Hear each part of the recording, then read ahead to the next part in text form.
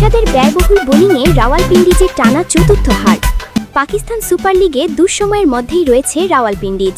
দলের সঙ্গে তাল মিলিয়ে ব্যর্থতার বৃত্তে ঘুরপাক খাচ্ছেন বাংলাদেশের লেগ স্পিনার রিশাদ হোসেন। সর্বশেষ ম্যাচে তার ব্যয়বহুল বোলিংয়ের দিনে টানা চতুর্থ হারের স্বাদ পেয়েছে রাওয়ালপিন্ডিজ। লাহোরের গাদ্দাফি স্টেডিয়ামে মুলতান সুলতানসের বিপক্ষে ম্যাচে টস হেরে প্রথমে ব্যাট করে ২০ ওভারে ৮ উইকেটে ১৮২ রান সংগ্রহ করে রাওয়ালপিন্ডিজ। দলের পক্ষে ৬ নম্বরে নেমে দারুণ ব্যাটিং করেন স্যাম বিলিংস। ৭টি ৪ ও ১টি ছক্কায় ৩৪ বলে ৫৬ রানের ইনিংসে দলের সংগ্রহকে এগিয়ে নেন তিনি। তবে জবাবে ব্যাট করতে নেমে শুরু থেকেই আধিপত্য দেখায় মুলতান। ওপেনিং জুটিতে ঝড় তোলেন সাহিবজাদা ফারহান ও জশ ফিলিপস। ফারহান ৩৮ বলে ৬৮ এবং ফিলিপস ৩০ বলে ৫৬ রানের ঝড়ো ইনিংস খেললে ২২ বল বাকি থাকতেই ৭ উইকেটের সহজ জয় তুলে নেয় মুলতান সুলতানসে। বল হাতে এদিন ছিলেন পুরোপুরি ছন্দহীন রিশাদ। ৩ ওভার বল করে ৪৬ রান খরচ করেও কোনো উইকেট পাননি তিনি। প্রথম ওভারে মাত্র ৪ রান দিলেও দ্বিতীয় ওভারে ৪টি ছক্কা সহ ২৬ রান দেন।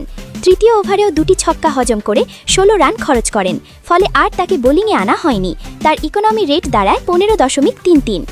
চলতি আসরে এখন পর্যন্ত ৪ ম্যাচে ১৪ ওভার বল করে ১৫৫ রান দিয়ে মাত্র ২টি উইকেট নিয়েছেন রিশাদ, যেখানে তার ইকোনমি রেট ১১.০৭। অন্যদিকে এই জয়ে ৫ ম্যাচে ৪ জয় নিয়ে ৮ পয়েন্ট সহ পয়েন্ট টেবিলের শীর্ষে রয়েছে মুলতান সুলতানসে।